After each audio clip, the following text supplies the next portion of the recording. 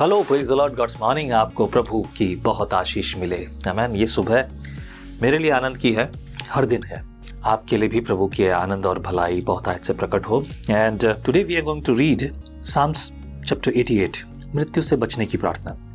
ये कौरववंशियों का भजन है जो प्रधान बजाने वालों के लिए, जो महल गन्नोत राग में एजरा वंशियों हेमान का मशकील है। हे मेरे उद्धारकर्ता परमेश्वर यहोवा, मैं दिन को और रात को तेरे आगे चिल्लाता आया हूँ। मेरी प्रार्थना तुझ तक पहुंचे, मेरे चिल्लाने की ओर कान लगा, क्योंकि मेरा प्राण कलेश से भरा हुआ है और मेरा प्राण अधोलोक के निकट पहुंचा है। मैं कब्र में पड़ने वालों में गिना गया हूँ, मैं बलहीन पुरुष के समान हो गया हूँ।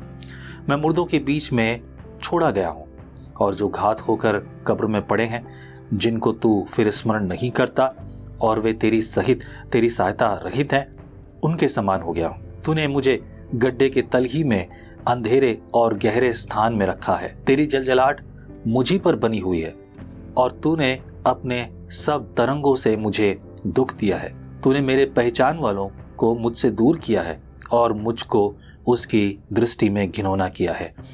मैं बंदी हूँ और निकल नहीं सकता। मृत्यु से बचने की जो प्रार्थना है, आज मैं भले ही आसानी से पढ़ रहा हूँ and you might not feeling it.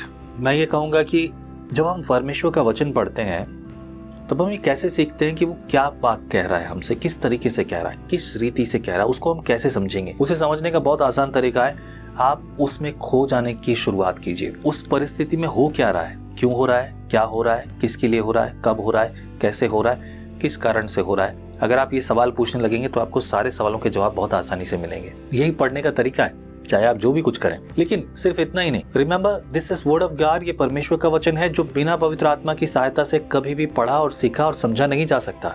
मैं जब भी बात करता हूँ तो मेरे मन में ये चिंता होती है कि प्रभु, क्या ठीक से बात कर रहा हूँ, क्या मैं ठीक से पढ़ रहा हूँ, क्या मैं ठीक से सिखा रहा हूँ। और ये डर किसी और बात का नहीं कि मेरे नंबर कट जाएंगे या मैं फेल हो जाऊंगा। ये इस बात का डर है यदि मैं अपना काम ठीक ढंग से ना करूं तो मैं यहोवा के सामने दोषी ठहरूंगा। आप लोग जितने भी लोग मन और दिल से, आत्मा से, सच्चाई से परमेश्वर के वचन की ओर लगे हैं, आप चाहते हैं सीखना। बहुत सारे लोग हैं, सभी को प्रेरणा मिली है कि पढ़ो, सीखो, संगति करो, लेकिन सब नहीं कर रहे। कुछ के पास टाइम है फिर भी नहीं कर रहे। वो लोग अपने आप को व्यस्त कर रहे हैं दूसरी चीजों में। Let me tell you one thing, you are called out people, you are chosen people, but if you don't behave like that, means you are misguided people or misleaded people. By whom? By devil.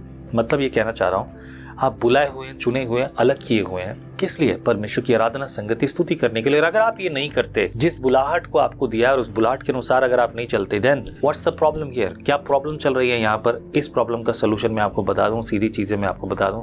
Problem ये है कि आपने अपने आप को, आप खोए हुए हैं और मिसलीड किए गए हैं, भरमाए गए हैं। और वो कौन है? शैतान है।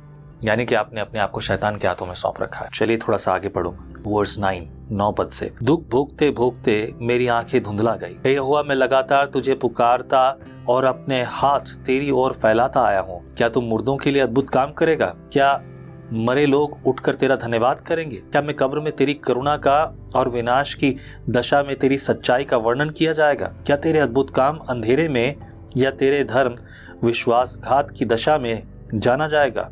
परंतु हे यहोवा, मैंने तेरी दुहाई दी है और भोर को मेरी प्रार्थना तुझ तक पहुंचेगी।